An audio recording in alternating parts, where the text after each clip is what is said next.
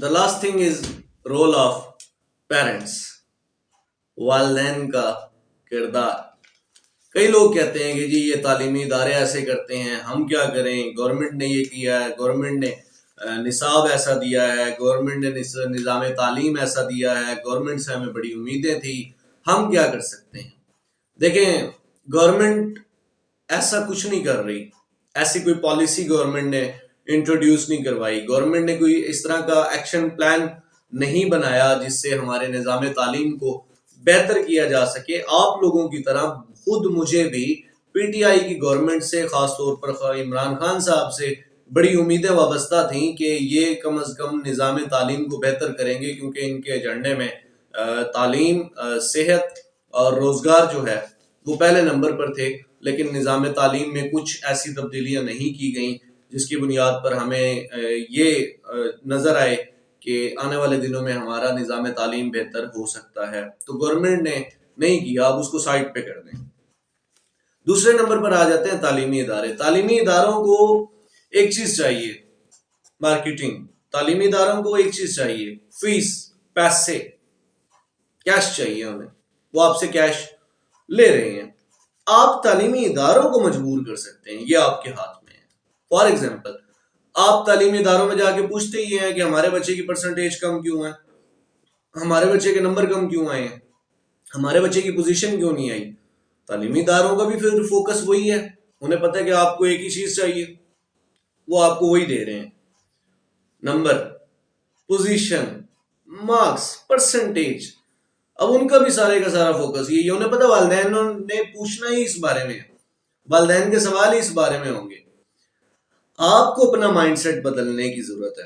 آپ اپنا mind set بدلیں. مائنڈ سیٹ کیسے بدلیں گے؟ آپ اپنا مائنڈ سیٹ ایسے بدل سکتے ہیں کہ آپ تعلیمی اداروں سے سوال کرنا شروع کریں کہ جی ہمارے بچوں کے ٹیلنٹ کے لیے، ہمارے بچوں کے پیشن کے لیے، ان کے انٹرسٹ اور ویلیوز کے لیے آپ کیا اقدامات کر رہے ہیں. کیا آپ اپنے ادارے میں اس طرح کی ایکٹیویٹیز کروا رہے ہیں جس سے ہمارے بچوں کا ٹیلنٹ سامنے آ سکے؟ کیا آپ اپنے ادارے میں کچھ اس طرح کی ایکٹیویٹیز کروا رہے ہیں کہ ہمارے بچوں کے ٹیلنٹ کو پالش کیا جا سکے، ان کو ڈسکور کیا جا سکے؟ کیا ہمارے بچوں کو کچھ ایسی ایکٹیویٹیز کروائی جا رہی ہیں جس سے وہ اپنی فیلڈ اور اپنے سبجیکٹ کا انتخاب کر سکیں؟ کیا آپ کچھ ایسا کر رہے ہیں جس سے ہمارے بچوں کی کم عمری میں، چھوٹی کلاسز میں ہی فیلڈ کا تعین ہو جائے، ان کے سبجیکٹ کا اندازہ ہو جائے، معلوم ہو جائے کہ وہ بیسیکلی کس سائٹ پر جانا چاہتا ہے؟ کیا آپ ایسا کچھ کر رہے ہیں کہ ہمارے بچوں کی جو کیریئر ڈیزائننگ ہے، کیریئر کاؤنسلنگ ہے، وہ ابھی سے ہونا سٹارٹ ہو جائے اور انہیں پتہ لگ جائے کہ ان کا کیریئر کس فیلڈ میں ہے، وہ کہاں اپنا بیسٹ اور میکسیمم پرفارم کر سکتے ہیں، وہ کہاں اپنا میکسیمم دے سکتے ہیں؟ کیا آپ اس طرح کے کچھ اقدامات کر رہے ہیں؟ کیا آپ اس طرح کی ایکسٹرا کریکولر ایکٹیویٹیز کروا رہے ہیں؟ کیا ہمارے بچوں کو کانسیپٹ بیس لرننگ دی جا رہی ہے؟ کیا ہمارے بچوں کو کریٹیوٹی کی طرف لانے کے لیے کچھ آپ لوگ کر رہے ہیں؟ آپ یہ سوال تو کرنا شروع کریں. چھوڑ دیں بچوں کی پرسنٹیج کتنی ہے، بچوں نے مارکس کتنے لیے ہیں، آپ یہ پوچھنا شروع کر دیں کہ میرے بچے کے 80% آئے ہیں، لیکن میں نے اپنے بچوں سے سوال جواب پوچھے ہیں، میں نے اپنے بچوں سے کوسچننگ کی ہے، میں نے اپنے بچوں کا حساب کتاب کیا ہے، تو میرے بچوں کے پاس جو نالج ہے اپنی بکس کا، اپنے اس کلاس کا، وہ 40% بھی نہیں ہے، اور میرے بچے نے 80% گین کیا ہے. ہاؤ؟ یہ کیسے؟ آپ کو یہ سوال کرنے ہوں گے تعلیمی اداروں سے. پھر تعلیمی ادارے مجبور ہو جائیں گے، وہ مجبور ہو جائیں گے آپ کے بچوں کو کریٹیوٹی کی طرف شفٹ کرنے کے لیے، کریٹیو بنانے کے لیے، کانسیپٹ بیس لرننگ انٹروڈیوس کروانے کے لیے، پروفیشنل ٹیچرز ہائر کرنے کے لیے، پریکٹیکل کروانے کے لیے، لیبس کو اپنی جو ہے وہ آپ کہہ لیں کہ بہتر بنانے کے لیے، وہاں باقاعدہ ایکوپمنٹس کا، کیمیکلز کا استعمال کرنے کے لیے ادارے پھر مجبور ہو جائیں گے. آپ پوچھتے ہیں جا کے اپنے تعلیمی اداروں میں کہ بچے نے 80% جو لیے ہیں، اس میں بچے کو پریکٹیکلی کتنا آتا ہے، کتنے، یہ پوری کتاب بچے کی ختم کروائی آپ نے اس کلاس میں، 9th کلاس میں، تو اس 9th کلاس میں بچے کے 12 پریکٹیکل تھے. کیا آپ نے وہ بچے کو 12 پریکٹیکل کروائے ہیں؟ آپ لوگ بچوں کو لیب میں لے کر گئے ہیں؟ کیا آپ کے پاس لیب اویلیبل ہے؟